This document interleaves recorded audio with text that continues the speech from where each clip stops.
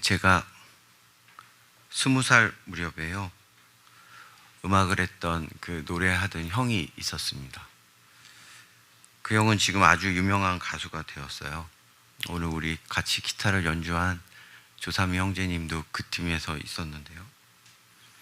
그렇게 갑자기 인기가 많아지니까요. 무슨 일이 있었냐면 신인 가수들은 곡이 한정돼 있잖아요. 공연을 많이 해야 되는데 매번 같은 곡을 할 수가 없으니까 옛날 곡들을 편곡해서 부르기 시작했습니다. 그랬던 노래 중에 하나가 하숙생이라는 노래였어요. 하숙생의 노랫말은 이렇습니다. 인생은 나그네 길, 어디서 왔다가 어디로 가는가. 구름이 흘러가듯 떠돌다 가는 길에 정일랑 두지 말자, 미련일랑 두지 말자. 인생은 나그네 길, 구름이 흘러가듯 정처 없이 흘러서 간다. 이런 가사 내용입니다. 잘 아시죠? 가사의 내용에서 볼 수 있듯이 인생의 허무에 대해서 약간 노래하고 있는 것 같습니다. 제가 이 노래에서 주목한 어떤 키워드는 나그네라는 단어입니다. 우리도 믿는 자로서 나그네의 인생을 살아가야 한다고 말씀을 많이 듣지 않았습니까? 그런데 이 곡 가사에서 느낄 수 있는 나그네의 의미는요, 이것저것 다 해봐야 별것 없습니다. 인생은 그냥 속절없이 가는 겁니다. 라는 것이지요. 일반적으로 하나님을 모른 채 인생을 돌아보게 되면 조금 더 겸손하게 살았다고 얘기를 해본다면요, 이 노래의 가사처럼 묵상하게 될 것 같습니다. 허무한 나그네 인생일 뿐이라고요. 얼마 전에 평소에 제가 좋아하는 목사님의 설교를 듣게 됐는데요. 기독교 사상가이자 시인이었던 분의 글을 소개하신 것을 들은 적이 있습니다. 그 중에 핵심적인 주요 부분만 제가 발췌해서 들려드리겠습니다. 속았구나. 세상한테 속았구나. 그 사탕에 맘 팔고 그 옷에 맘 팔고 고운 듯 꿰는 눈에 뜨거운 맘 다 팔고 피리 소리 좋은 듯해 있는 맘 툭 털어주고 샀더니 속았구나. 속 없는 세상한테 속았구나. 저 님 가시기 전, 저 님이 저 언덕을 아주 넘으시기 전, 가자 내 맘아, 이 가엾은 내 맘아. 팔다가 남은 부스럭이라도 모아가지고 가서 바치자. 받으시거나 아니 받으시거나 발 앞에나 쓰러지자. 세상아, 도로 내 맘을 도로 주어. 이 껍데기 세상아, 내가 날 속여 껍데기로 만들었지만 네게 줄 마음이 아니었더니라. 님께 바쳐야 할 내 맘을 도로 내놓아. 어서 내놓아. 내가 본시 네게서 받은 것이 없었노라. 젊은 시절에 이것저것에 마음이 끌려서 좋은 옷, 좋은 차, 눈에 보아 좋은 것들에 마음을 다 줘버렸는데 결국 나이가 들고 지난 시간을 돌아보니 속았다는 것을 깨달았다는 것입니다. 그런데 주님을 만나고 보니 온전히 다 주님께 드려야 할 마음이었다는 그런 내용이죠. 이미 다 부서지고 깨어져서 조각난 마음밖에 남지 않았는데 그런 안타까운 현실의 나를 바라보며 이런 조각난 마음이라도 들고서 주님 앞에 가고자 합니다. 받아주실지 안 받아주실지는 모르지만 부끄럽고 죄스러운 마음으로 주님의 발 앞에까지라도 가서 그 앞에서 쓰러지겠다는 것이죠. 앞에서 말한 하숙생의 가사와 뒤에 발췌한 시 사이에는 공통점이 몇 가지가 있습니다. 그 중에 가장 큰 공통점은 팔팔하게 힘이 넘쳐나는 청년의 시기에는 무엇이 중요한지를 발견할 수가 없다는 것입니다. 그리고 또 하나는 우리 인생길을 그리 힘주며 살 일이 아니라는 것입니다. 뭐가 좀 많다고 으쓱거리고 뭐가 좀 없다고 주눅들 이유가 없다는 것입니다. 그러니 나그네로서 이 세상에서의 삶을 평안히 잘 살아내야 한다고 말하고 있는 것이죠. 그런데 하숙생의 가사는 여기까지입니다. 하나님을 만나지 못하면 보통은 그 정도까지의 성찰이 가능한 것 같습니다. 뒤에 나오는 시인의 글에서 믿는 자가 발견해야 할 귀한 묵상이 있습니다. 우리가 마음을 두어야 할 곳이 먹음직하고 보암직한 것이 아니었노라 하는 것입니다.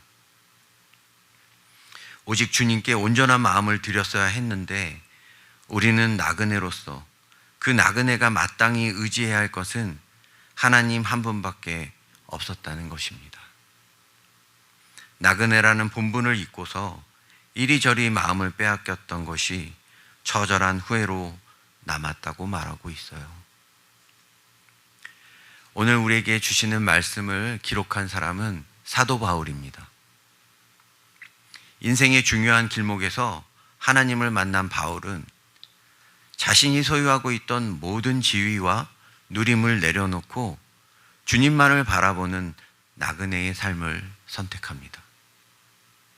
잘 아시겠지만 바울로 말하자면요, 당시 최고의 유대학자인 가말리엘의 제자였고요, 로마 시민권자였습니다.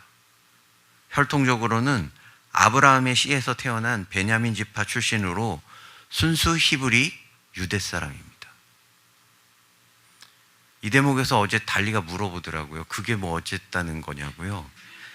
그래서 오늘날의 사회적 정황으로 풀어서 말해보자면요, 바울은 금수저의 학식이 높은 엘리트 출신으로 남부러울 것이 없는 그런 지위를 누리는 사람이었다는 것입니다. 그 모든 것을 내려놓고 주님을 따라 나그네의 삶을 살기로 결단한 바울이 말합니다. 고린도전서 2장 1절에서 5절까지의 말씀을 우리 다시 함께 읽어보겠습니다. 시작. 형제 자매 여러분, 내가 여러분에게로 가서 하나님의 비밀을 전할 때에 훌륭한 말이나 지혜로 하지 않았습니다. 나는 여러분 가운데서 예수 그리스도 곧 십자가에 달리신 그분밖에는 아무것도 알지 않기로 작정하였습니다. 내가 여러분과 함께 있을 때에 나는 약하였으며 두려워하였으며 무척 떨었습니다. 나의 말과 나의 설교는 지혜에서 나온 그런 듯한 말로 한 것이 아니라 성령의 능력이 나타낸 증거로 한 것입니다. 그것은 여러분의 믿음이 사람의 지혜의 바탕을 두지 않고 하나님의 능력에 바탕을 두게 하려는 것이었습니다. 아멘. 당시 고린도 지역은요, 지식과 학문의 수준이 높은 도시였습니다. 또한 지중해 연안에 모든 배들이 정박하는 상업의 중심지였고, 항상 시끌벅적하고 배들의 안전운행을 기원하는 각 나라의 신전들이 있던 그런 곳이었습니다. 이는 자연스럽게 우상숭배로 이어졌고요, 학문과 우상숭배가 공존하는 그런 곳이 되었습니다. 바울은 2차 선교 여행 때 이 고린도를 방문하여서 1년 6개월 정도 복음 사역을 하였습니다. 바울의 사역은 브리스길라와 아굴라와 동역하고 실라와 디모데가 합류하면서 더 힘을 얻게 되었습니다. 고린도의 회당장인 그리스보가 회심하는 등 꽤나 성공적인 사역을 하였다고 사도행전은 기록하고 있습니다. 고린도가 복음화될수록 유대인들의 방해는 더욱 심해졌고요, 결국 바울은 고린도를 떠나 여러 지역을 순회하다가 안디옥 교회로 돌아가게 됩니다. 이후에 고린도 지역은 이전의 모습처럼 다시 혼란 속에 빠지게 됩니다. 바울은 3차 전도 여행 중에 고린도에서 들려오는 안타까운 소식들을 접하게 됩니다. 그리고 고린도에 있는 교회와 교인들을 향해 편지를 전했는데요, 이것이 고린도 전서입니다. 이 말씀이 오늘을 사는 우리에게 중요하다고 생각됩니다. 그 이유는요, 오늘날의 상황이 고린도가 처한 상황과 크게 다르지 않게 보이기 때문입니다. 우리도 고린도 지역처럼 문화적으로, 학문적으로, 경제적으로 부유함을 누리는 그런 곳이 되었습니다. 이런 성장과 더불어 그 이면에는요, 돈을 섬기고 강연을 즐겨 듣고 음란하고 교회가 무너지고 복음의 진리가 퇴색해버린 그런 시대를 같이 살고 있으니 말입니다.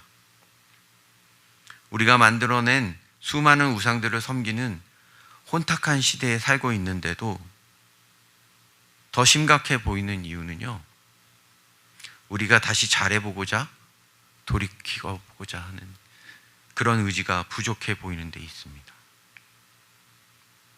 우리가 안고 있는 많은 문제들 가운데서 오늘 말씀을 통하여 여러분과 제게 전하고자 하는 것은 우리의 본분에 관해서입니다. 오늘 주시는 말씀을 통하여 우리의 본분을 돌이켜보시는 저와 여러분이 되시길 주님의 이름으로 축복합니다. 오늘 말씀에서 2절을 보시면요, 예수 그리스도 곧 십자가에 달리신 그분 밖에는 아무것도 알지 않기로 작정하였습니다 라고 말씀하고 있습니다. 먼저 이 말씀이 의미하고 있는 것은 무엇인지 우리 모두가 깨닫기 원합니다.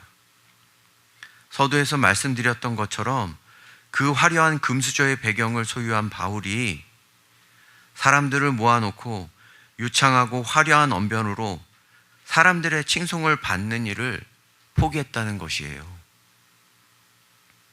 또 학식과 논리를 자랑하는 일도 포기했다는 것입니다. 왜요? 하나님을 알고부터 무엇이 중요한 것인지를 깨달았기 때문입니다. 그 대신에 바울이 선택한 것은 어떤 것입니까?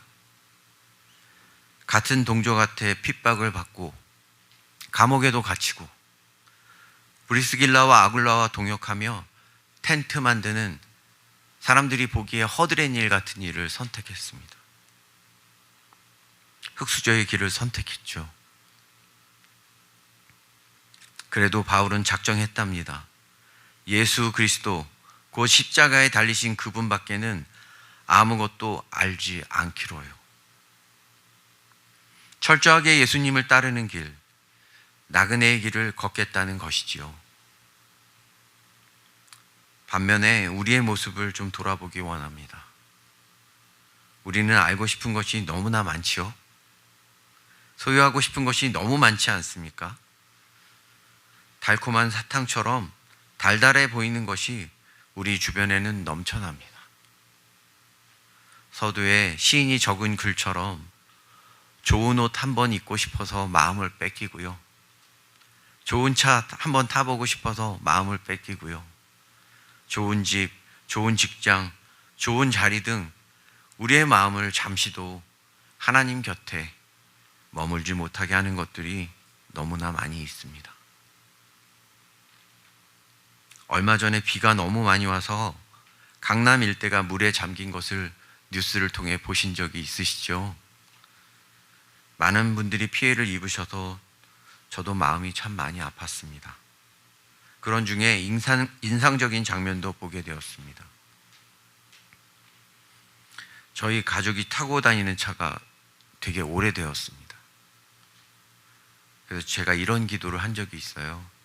하나님, 이 차를 주세요 하고 기도하던 그 전기차가 있었는데요. 그 전기차가 뉴스에 등장한 겁니다. 그 차가 빗물에 휩쓸려서요, 고급 차들과 함께 둥둥둥 떠내려가는데요. 순간 이런 생각이 들더라고요.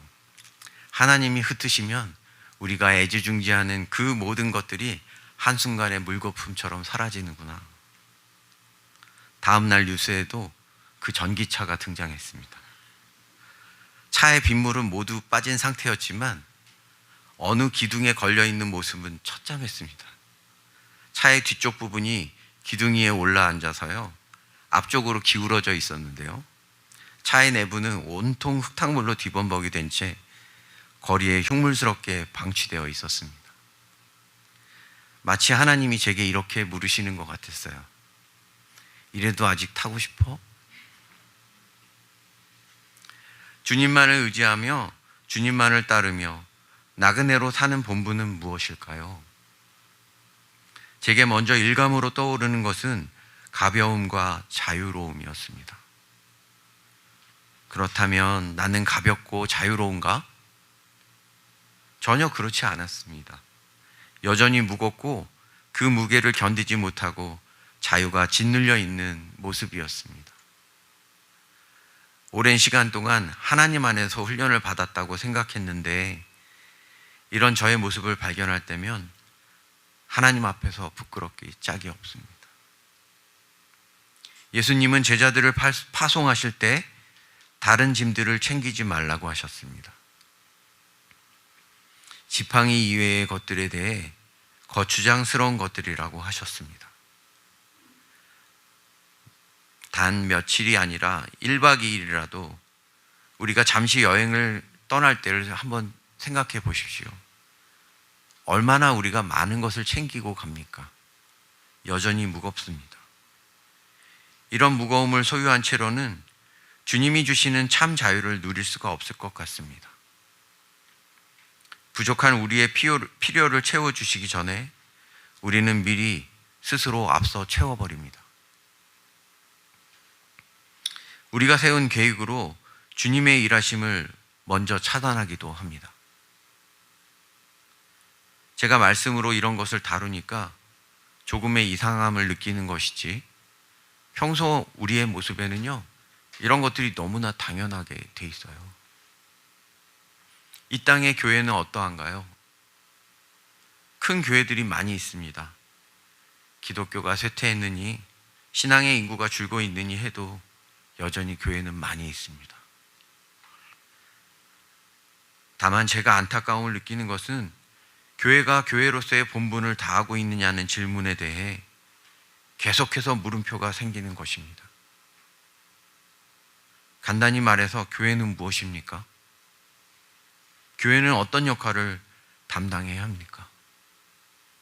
큰 교회, 사람이 많이 있는 교회는 하나님의 생명력이 느껴지는 그런 곳입니까? 어느 책에서 읽은 내용을 제가 한번 가정해 보았습니다. 만일 우리 교회에요, 경제 전문가를 한 분 장로님으로 모시고요, 전도왕을 여러 번 지내신 권사님을 한 번 모셨다고 칩시다.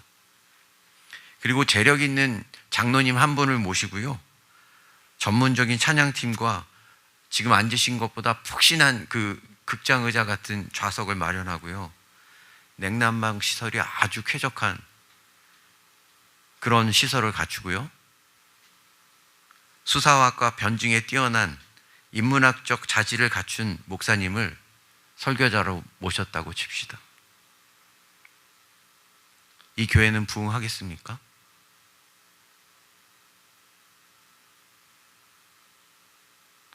부흥합니다. 이게 우리의 현실이에요. 그런데 또 다른 질문이 생깁니다. 과연 이렇게 부흥하는 것이 하나님의 뜻에 따르는 교회가 맞는 것이냐 하는 것입니다. 전문가 그룹의 장로님들이 이 교회를 떠나면 큰일이 나니까 목사님의 설교는 회중의 입맛에 맞도록 잘 각색이 되어야 합니다. 복음에서 조금 빗나가도 모두가 아멘을 외치고 있으니까 괜찮은 듯하게 보여요. 우리는 열심히 경배와 찬양을 드립니다. 대신 하나님은 절대로 말씀하시면 안 됩니다. 우리가 은밀히 죄짓고 있는 곳마다 하나님이 말씀하시면 곤란해지니 말입니다. 대신 주일에 빠지지 않고 교회 나가잖아요 라고 말하며 세상 속에서나 익숙한 방법을 하나님께 들이댑니다. 많은 사람들이 모여서 예배를 드립니다. 사람이 많이 모여 있어서 하나님의 생명력이 있고 임재가 있다고 착각합니다. 오늘의 설교도 여전히 오늘도 우리는 구원받았으며 복 받는답니다.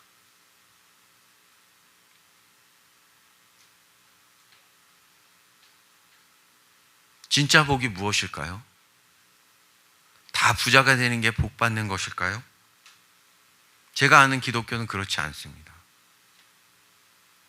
여전히 은밀한 죄를 짓는 장소에서 말씀하시는 하나님을 부담스러워하는 우리의 모습인데도 말입니다. 안타깝지만 우리 조국 교회의 현실 속에 만연해 있는 교회의 평범한 모습들이에요.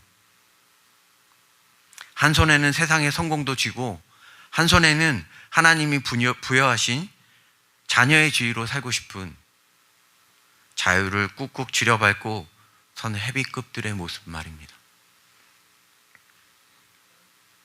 지옥으로 통하는 넓은 길을 걷고 있으면서도 천국으로 향하는 좁은 길을 가고 있다고 착각하고 있는 우리의 모습이 있다면 회개했으면 좋겠습니다. 교회는 단순히 사람들의 수를 늘리는 것에 따라 성패가 좌우되는 곳이 아닙니다. 이 자리에 모이신 성도님들께 질문합니다. 왜 다른 교회들보다 불편한 의자에 앉아서 그리 쾌적하지도 않고 약간 곰팡이 냄새도 나는 것 같고 이런 환경에서 예배를 드리고 계십니까? 아이들을 위해서 그렇게 특별한 프로그램이 있는 것도 아니고 좋은 프로그램도 없는 이 작은 교회에 왜 앉아서 예배를 드리고 계십니까? 제 질문이 좀 어색하시죠? 한 가지 분명한 사실은요, 여기에 모이신 분들은 잘은 모르시겠지만 깊은 내면 안에는 제가 말씀드린 우리 교회가 가지고 있는 과오들을 좀 돌이켜보고자 하는 마음 때문일 것이라고 전 믿고 있습니다. 하나님이 말씀하시는 것을 경청하는 교회, 하나님의 생명력이 살아있는 교회, 하나님의 임재가 강력하게 임하는 교회, 사도 바울이 말한 것처럼 예수님, 십자가에 못 박히신 예수님 한 분밖에는 아무것도 알지 않기로 작정하는 예수님을 따르는 제자들이 되는 그런 교회가 되어야 하지 않겠습니까? 그동안 여러분의 수고와 헌신을 위로하고 축복합니다. 이제 우리 교회가 한 발 더 나아가야 될 때라고 저는 생각합니다. 예수님의 입을 틀어막고 아무 말도 하시지 못하게 만들고 그저 경배하며 높여드리는 수준에서 우리 교회가 벗어나야 할 것입니다. 이 수고와 불편을 참으며 인내하며 여기까지 오신 것에는 분명하게 그 다음이 있어야 합니다. 이제 우리 모두가 나그네의 삶을 살 것을 권면드립니다. 몇 년 전부터 제 인생에는요, 질문들이 좀 생겼습니다. 바로 이런 질문들입니다. 하나님, 저는 하나님을 만난 이후에 그리 큰 잘못을 하지 않은 것 같은데요. 하나님은 왜 이리 긴 시간 동안 아직도 광야 같은 곳에다가 저를 방치하시는 것 같죠? 제게는 음악적인 달란트도 주셨는데 그것을 좀 더 사용하셔서요, 일상생활에 조금 더 안정감을 주시면 안 되는 것입니까? 학교에서 학생들에게 좋은 선생님이라는 소리도 좀 듣는데요. 왜 그곳에는 안정된 자리가 없죠? 제 나이가 점점 많아집니다. 아픈 것도 많아지고요. 조급한 마음도 생기는데 하나님은 내 마음을 모르는 채 하시는 건가요? 아픈 아내를 위해서라도,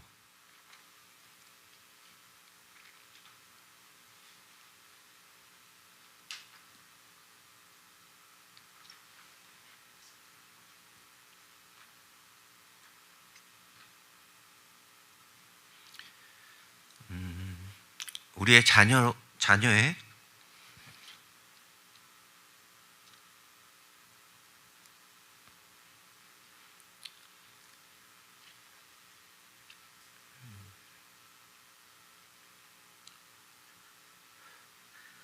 양육을 위해서라도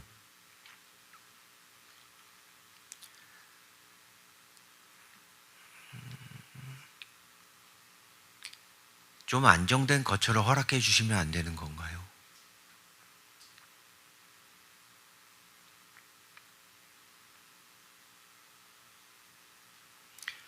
목사로서 제가 하나님과 동역함이 좀 부족해서입니까?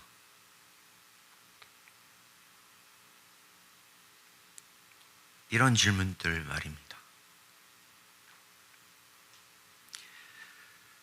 질문의 내용은 조금씩 다를지 모르지만 우리는 다 비슷한 질문을 가지고 있을 겁니다. 그 질문들을 바탕으로 우리는 또 기도합니다. 아버지, 고쳐주세요. 아버지, 이것이 필요합니다. 기도가 응답되고 내 병이 낫는 것. 이 경험은 매우 중요한 것입니다. 그러나 우리가 간과하고 있는 것도 있어요. 한편으로 우리의 약함이 그 간구가 풀리지 않는 실타래처럼 원상태 그대로이지만 내가 기도한 기도 제목들이 더 이상 내게 문제처럼 느껴지지 않을 때 이 또한 기도의 응답이라는 것입니다. 저는 아주 천천히 이것을 배우고 있는 것 같습니다. 하나님에 관한 것이라면 언제나 우등생이고 싶은 마음이었습니다. 그러나 하나님은 그렇게 속성으로 가르쳐 주시지 않는 것 같아요. 느리지만 아주 정확하게 가르치고 계십니다.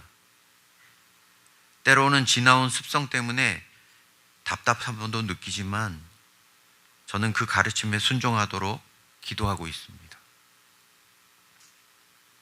바울처럼 나그네로 사는 법을 가르치시기 위해서 제가 꿈꾸고 생각했던 안정과 안락함들을 내려놓는 방법에 대해서 계속 깨닫게 하십니다. 저를 생각하고 아껴주는 사람들이요, 주변에서 말을 합니다. 이번에는 이쪽으로 이사를 해보시면 어떨까요? 이런 회사에서 일하시면 어떨까요? 이런 사업을 해보시면 어떨까요? 하나같이 너무 감사한 제안들이죠. 그분들의 마음이 느껴집니다. 하지만 또 다른 감사는요, 저는 지금이 그렇게 괴롭지 않다는 것입니다.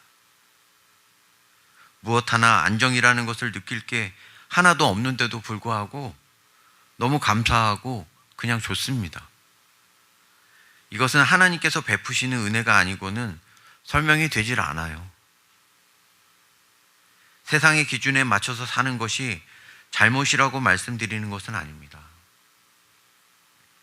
그러나 세상의 기준이 교회 안에까지 들어와서 하나님의 생명력을 느끼는 것보다, 주님의 임재를 경험하는 것보다 우선시되는 것이 당연하게 받아들여지고 있는 우리의 이 현실은 부끄럽지 않느냐 하는 것입니다. 이곳은 우리의 영혼이 평안히 안식하는 장소여야 합니다. 누구나 초청되어져야 하는 문턱이 낮은 곳이 되어야 합니다. 서로를 아낌없이 환대하고 진심으로 축복하는 그런 장소여야 합니다.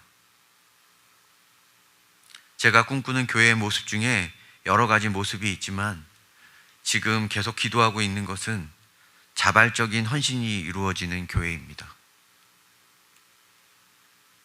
누가 시켜서가 아니라요, 자발적인 헌신들이 모여서 그것이 간증이 되고 하나님이 보시기에 기뻐하는 그런 일들이 매번 일어나는 생명력이 느껴지는 교회가 되도록 기도하고 있습니다. 한정되어 있는 시간, 우리는 한정되어 있는 시간에 예배하죠. 그 한정되어 있는 이 시간에 우리가 스스로 한정될 필요는 없습니다. 토요일 저녁, 아니 새벽부터 교회를 위해 세팅하고 기도로 먼저 준비할 수 있다면, 우리의 교제가 꼭 예배 후에 이루어져야 한다는 고정관념에서 벗어난다면, 견고한 프로그램이 아니어도, 더 안락한 의자가 아니어도 그 하나님의 생명력을 느끼기 위해 우리의 옆자리들이 채워지지 않겠습니까? 우리 안에 자발적인 헌신이 일어나 하나님의 생명력이 살아있는 교회가 되도록 힘쓰는 저와 여러분이 되길 주님의 이름으로 축복합니다. 우리 교회는 회중을 끌어안고 환심을 사는 그런 수준에 머물지 않을 것입니다. 사도 바울이 선택한 것처럼 철저하게 예수님만을 따르는 제자로 거듭나는 교회가 되도록 우리 서로 기도합시다. 우리 교회에 성령의 새바람이 불어와 주님이 원하시는 교회다운 교회가 되도록 인도해 주실 것을 저는 믿습니다. 우리의 인생이 어디서 와서 어디로 가는지 몰라 정조차 붙이는 것을 두려워하는 세상의 노랫말처럼 되는 것이 아니라 조각난 마음으로도 주님을 애타게 찾아 헤매이는 부끄럽지만 진정한 나그네로 사는 삶이 되도록 인도해 달라고 은혜를 간구합시다.